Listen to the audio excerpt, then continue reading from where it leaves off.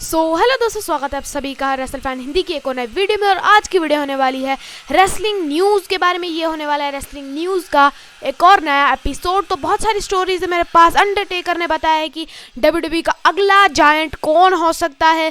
Finn Balor के बारे में न्यूज़ है। रायबैक के रिटर्न की बातें चल रही हैं। रोंडा राउजी के कॉन्ट्रैक्ट की स्टेटस और भी ब्रॉक लेसनर जिस स्मैकडाउन पे आने वाले हैं उसके बारे में हम बात करने जा रहे हैं। तो बहुत सारी बातें, वीडियो को आप एंड तक ज़रूर देखिएगा। तो हम बिना किसी देरी के इस वीडियो को स्टार्ट करते हैं। और एक चीज़ मैं आप बता दूं आपको, आज तक अच्छे थंबनेल्स मैं बनाता ही नहीं था बिल्कुल।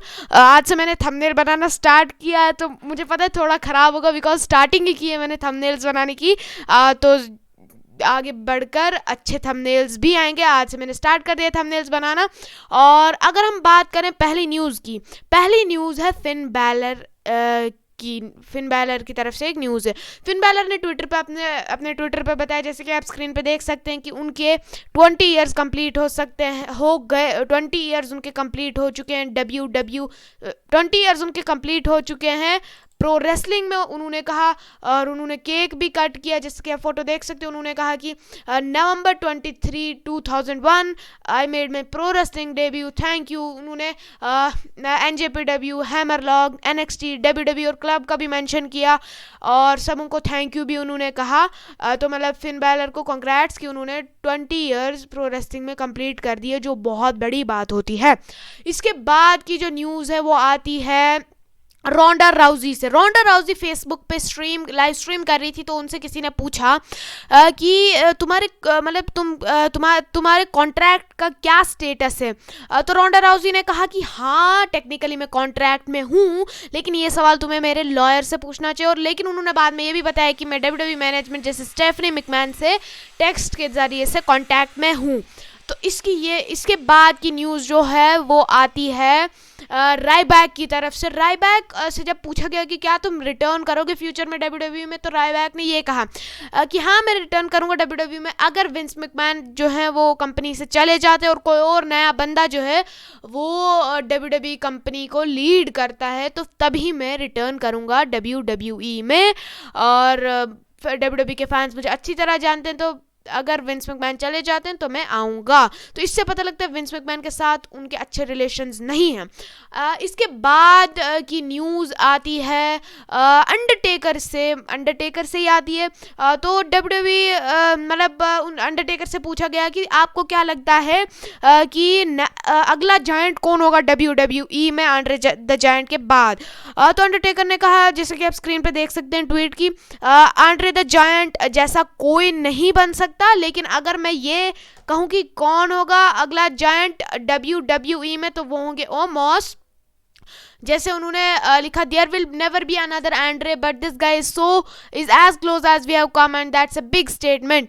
अंडरटेकर ने ओमोस के बारे में कहा। फिर जैसे कि आप देख सकते हैं ओमोस ने रिएक्ट भी किया अंडरटेकर पे और उन्होंने कहा, man I am lost for words, just grateful, thank you Undertaker.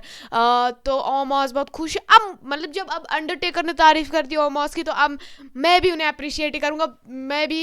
अब मुझे भी तो लगने लगा है कि वो बड़े सुपरस्टार हैं, because Undertaker the greatest of all time है प्रो रेसलिंग में। जब वो किसी बंदे को देखेंगे उसमें पोटेंशियल है, तो उसमें पक्का पोटेंशियल होगा। इतने साल से प्रो रेसलिंग में उनको पता है कौन कैसा है।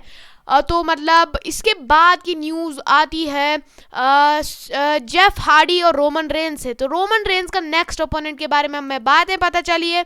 तो क्या हुआ, जेफ हार्डी थे स्टोन कोल्ड के पॉडकास्ट पे।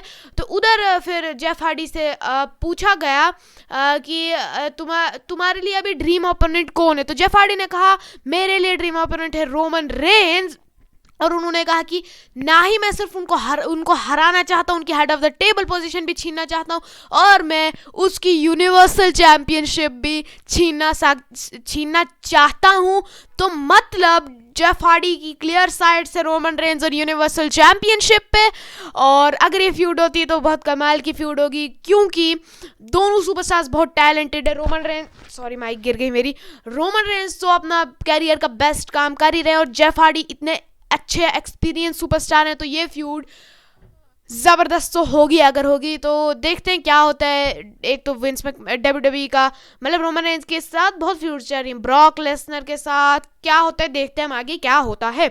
इसके बाद लास्ट न्यूज़ आती है स्मैकडाउन जो के एपिसोड की जो 10 दिसंबर को होने वाला है, जिसमें आपको पता है मैंने आपको पहले ही बता दिया था कि ब्रॉक लेसनर जो है वो क्राउड में आएंगे, टिकट बाय करके आएंगे अरेना में। वैसे तो अब सस्पेंशन उनकी लिफ्ट हो चुकी है, वो आ सकते हैं, बट वो आने वाले हैं। और मैं अगर आपको बता दूं तो लगभग मेजॉरिटी टिकट्स जो हैं वो सोल्ड आउट हो चुकी हैं उस स्मैकडाउन के एपिसोड की, और कुछ ही टिकट्स अब बची उस स्मैकडाउन के एपिसोड की। आपको तो पता है ब्रॉक लेसनर होंगे तो वो क्राउड में तो आएंगे नहीं सिर्फ, और कुछ ना कुछ तो होगा, और इसीलिए सब एक्साइटेड है उस स्मैकडाउन के एपिसोड के लिए, और इसीलिए इतने टिकट्स जो है वो बुक हुई हैं। तो ये था स्मैकडाउन के बारे में, और देखते हम, मैं भी एक्साइटेड हूँ ऐसे 10 दिसंबर के एपिसोड के लिए, बिकॉज ब्रॉक लेसनर होंगे तो रोमन रेंज भी होंगे। रोमन रेंज और ब्रॉक लेसनर का कुछ ना कुछ तो होगा ही, बिकॉज फ्यूड चल रही है उनकी।